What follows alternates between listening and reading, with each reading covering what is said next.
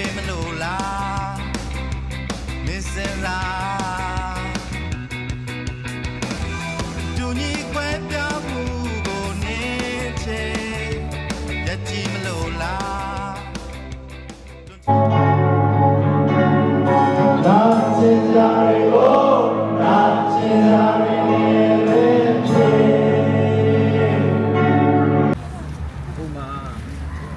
Cheers အမေဖန်နေဟာမေဖန်ဟုတ်တယ်မေဖန်နေပဲ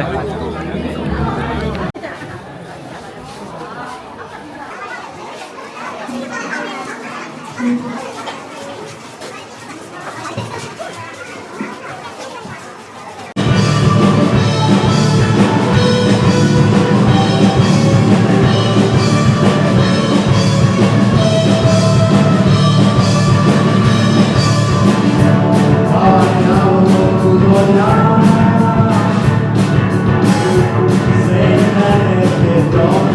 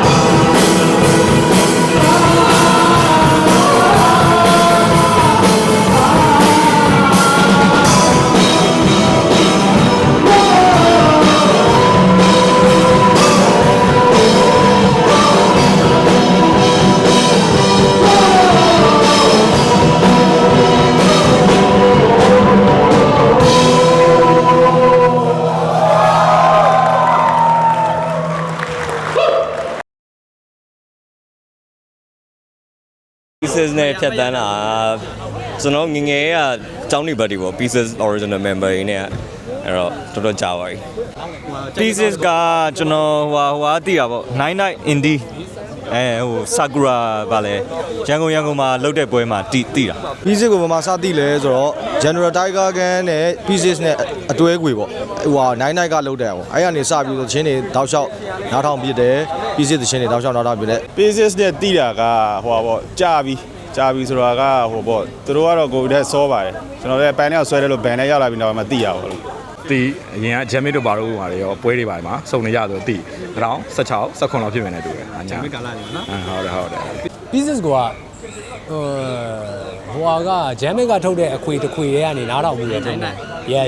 9 night ကလေးကတည်တာ ဟုတ်ပြီးတော့2016လောက်ရဖြစ်မယ်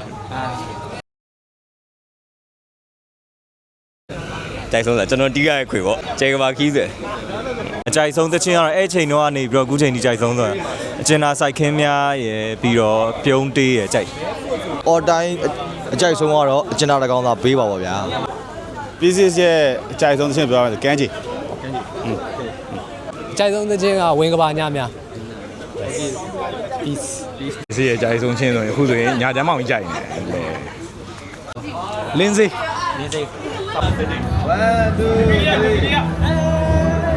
1 2 3